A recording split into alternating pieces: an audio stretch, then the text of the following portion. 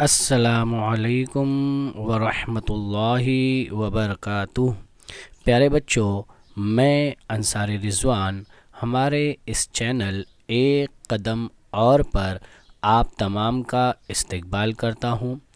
آج ہم standard 10 science 1 کا سبق نمبر 3 کیمیائی تعاملات اور مساواتیں اسے آگے پڑھیں گے انشاءاللہ۔ اس سے پہلے کی کلاس میں یعنی پارٹ 3 کی ویڈیو میں ہم نے سیکھا تھا کہ ارتکاز کسے کہتے ہیں اور تماسی عامل کیا ہوتا ہے۔ آج کی اس ویڈیو میں انہی دو نکات کو مد نظر رکھتے ہوئے ہم آگے کے دو اہم نکات حرارت گیر اور حرارت زا عمل سیکھیں گے، ساتھ ہی کیمیائی تعامل کی شرح ریٹ آف کیمیکل ریئیکشن کیا ہوتی ہے اسے سمجھیں گے انشاءاللہ۔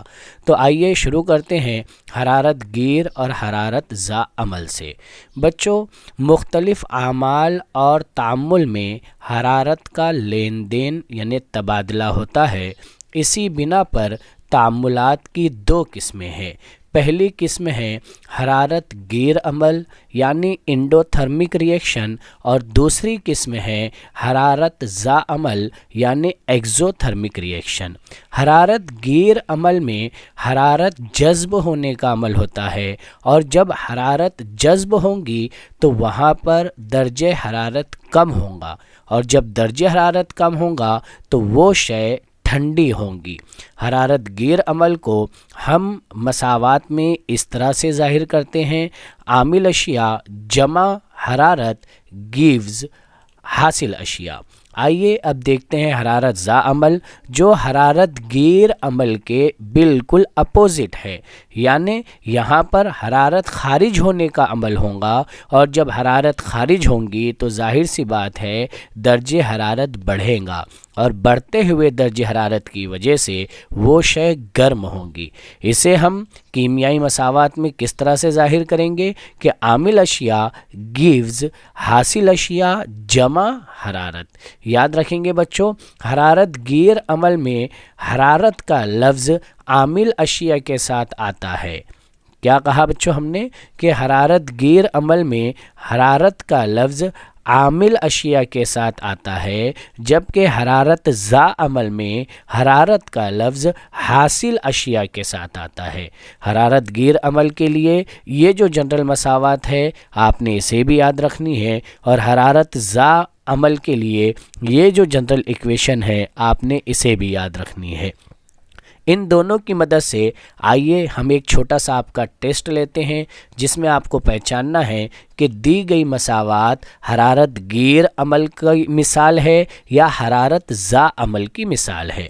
جیسا کہ ہم یہاں دیکھ رہے ہیں حرارت کا لفظ یہ عامل اشیاء کے ساتھ آیا ہے، تو بچوں جب بھی حرارت کا لفظ عامل اشیاء کے ساتھ آئے گا تو یہ مساوات حرارت گیر تعامل کی مثال رہیں گی۔ اسی طریقے سے ہم نے دوسری مساوات آپ کے سامنے رکھی ہے۔ یہاں اگر ہم دیکھیں تو حرارت کا لفظ تیر کے نشان کے بعد یعنی حاصل اشیاء کے ساتھ آیا ہے، تو اس صورت میں ہم کہتے ہیں کہ یہ حرارت زا تعامل کی مثال ہے۔ ایک اور مثال دیکھتے ہیں۔ یہاں پر بھی اب آپ نے بتانا ہے بچوں کہ یہ حرارت گیر تعامل ہے یا حرارت زا تعامل ہے۔ آپ نے دیکھنا ہے کہ حرارت کا لفظ کہاں لکھا ہے، تیر کے نشان کے بعد حاصل اشیاء کے ساتھ میں لکھا ہے، تو یہ حرارت زا تعامل کی مثال ہوئی۔ اور ایک سوال آپ کے سامنے رکھتے ہیں، یہاں پر آپ نے دیکھنا ہے حرارت کا لفظ کہاں لکھا ہے۔ حرارت کا لفظ لکھا ہے تیر کے نشان سے پہلے، یعنی عامل اشیاء کے ساتھ لکھا گیا ہے، تو ہم کہتے ہیں کہ یہ حرارت گیر تعامل کی مثال ہے۔ امید ہے حرارت گیر اور حرارت زا تعامل آپ کے سمجھ میں آیا ہوگا۔ آئیے بچوں اب ہم دیکھتے ہیں کیمیائی تعامل کی شرح یعنی ریٹ آف کیمیکل ریئیکشن کو۔ بچوں ہم یہاں پر آپ کے سامنے کچھ مثالیں رکھنے والے ہیں، جہاں پر آپ نے دھیان دینا ہے کہ ان تعاملات کو ہونے کے لیے، ان اعمال کو پورا ہونے کے لیے کتنا وقت لگتا ہے۔ جیسا کہ رسوئی گیس جلاتے ہی وہ جل اٹھتی ہے، ہم نے جیسے ہی گیس آن کیا فوراً گیس جل جاتی ہے۔ پانی میں اگر ہم شکر کو حل کریں تو اس عمل کو پورا ہونے کے لیے کتنا وقت لگے گا؟ اگر گھروں میں استعمال کی جانے والی شکر کی بجائے اس پانی میں ہم کھڑی شکر کو ملا کر کے اسے حل کرنے کی کوشش کریں تو کتنا وقت لگے گا؟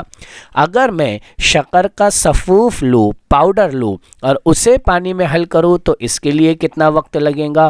یہ سب تمام نکات آپ نے اپنے ذہنوں میں رکھنا ہے۔ اسی طریقے سے دودھ سے دہی بننے کے لیے کتنا وقت لگتا ہے؟ بچوں ایک بات شاید آپ کو جان کر حیرانی ہو کہ دودھ سے دہی بننے کا عمل سردیوں کے وقت میں زیادہ وقت لیتا ہے، جبکہ گرمیوں کے موسم میں یہ کم وقت لیتا ہے۔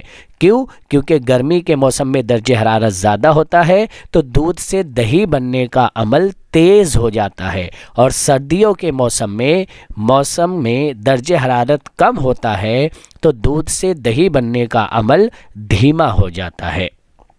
ٹھیک ہے بچوں، آئیے لوہے کی اشیاء کو زنگ لگنا اسے دیکھتے ہیں کہ یہ لوہے کی اشیاء کو زنگ لگنے کے لیے کتنا وقت لگتا ہے۔ اسی طریقے سے پھلوں کو پکنے کے لیے کتنا وقت لگتا ہے۔ دیا سلائی اگر ہم لیں اور اسے ہم رگڑیں تو اسے جلنے کے لیے کتنا وقت لگتا ہے۔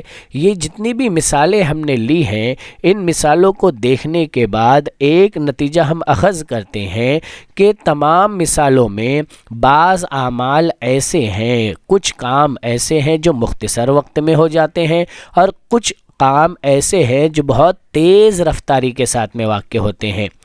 برابر ہے بچوں، جو بہت دھیمے ہوتے ہیں انہیں بہت زیادہ وقت لگتا ہے، یعنی وہ دھیمی رفتار سے ہو رہے ہیں، اور کچھ مختصر وقت میں ہوتے ہیں جو تیز رفتاری کے ساتھ میں ہو جاتے ہیں۔ اسے ہی ہم تعاملات کی شرح کہتے ہیں۔ امید ہے تعاملات کی شرح آپ کے سمجھ میں آیا ہوگا۔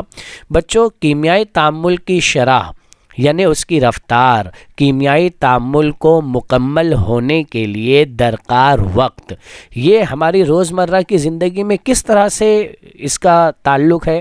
بچوں کہیں پر ہمیں کیمیائی تعامل کی شرح کو بڑھانا پڑتا ہے ہمارے فائدے کے لیے، اور کہیں پر ہمیں کیمیائی تعامل کی شرح کو گھٹانا پڑتا ہے یا کم کرنا پڑتا ہے جس سے ہم فائدہ حاصل کر سکیں۔ آئیے چند مثالیں آپ کے سامنے رکھتا ہوں۔ پھلوں کا پکنا، ہمیں پھلوں کو پکانا ہے۔ اگر یہ پھل جلدی پکیں گے یعنی کیمیائی تعامل کی شرح کو ہم کیا کریں گے؟ بڑھا دیں گے تو اس میں ہمیں فائدہ ہوگا۔ اسی طریقے سے لوہے کی اشیاء کو زنگ لگنا، لوہے کی اشیاء کو جب زنگ لگتا ہے تو وہ لوہا کمزور ہو جاتا ہے، تو ہمیں اس کیمیائی تعامل کی شرح کو یعنی لوہے کی اشیاء کو زنگ لگنا، اس عمل کی رفتار کو کیا کرنا پڑے گا؟ گھٹانا پڑے گا، کم کرنا پڑے گا، تاکہ لوہے کی اشیاء زیادہ دنوں تک کے محفوظ رہ سکے۔ اسی طریقے سے دودھ سے دہی بننا، جتنی جلدی دہی بنے گی اتنا زیادہ بزنس اور تجارت میں اس کا فائدہ ہوگا۔ اسی طریقے سے غذائی اشیاء کا خراب ہونا، تو غذائی اشیاء کا خراب ہونا میں ہمیں کیمیائی تعامل کی شرح کو کیا کرنا پڑے گا بچوں؟ گھٹانا پڑے گا، کم کرنا پڑے گا، تاکہ یہ غذائی اشیاء لمبے عرصے تک محفوظ رہ سکے۔ امید ہے کیمیائی تعامل کی شرح کیا ہوتی ہے، اس کا ہماری روزمرہ کی زندگی سے کس طرح سے تعلق ہے، یہ تمام نکات آپ کے سمجھ میں آئے ہوں گے۔ آئیے اب ہم دیکھتے ہیں کہ کیمیائی تعامل کی شرح پر کون کون سے عوامل ہیں جو اثر انداز ہوتے ہیں۔ سب سے پہلا ہم لیتے ہیں بچوں عامل اشیاء کی نوعیت، یعنی کیمیائی تعامل میں جو اشیاء عمل کر رہی ہے ان کی نوعیت کیسی ہے، ان کی تعاملی صلاحیت کیسی ہے۔ اگر ان کی تعاملی صلاحیت زیادہ ہوں گی تو ظاہر سی بات ہے کہ تعامل کی شرح یعنی اس عمل کو مکمل ہونے کے لیے وقت کم لگے گا، یعنی شرح تیز ہوں گی۔ جیسے ہم نے کون سی مثال لیے تھے؟ رسوئی گیس جلاتے ہی وہ جل اٹھتی ہے، فوراً جل اٹھتی ہے، کیونکہ اس کی تعاملی صلاحیت کیسی ہے؟ زیادہ ہے، اس لیے اس کو جلنے کے لیے کم وقت لگتا ہے، اس کی شرح تیز ہے۔ تو عامل اشیاء کی نوعیت۔ دوسرا عوامل جو ہم دیکھنے جا رہے ہیں وہ ہے عامل اشیاء کے ذرات کی جسامت۔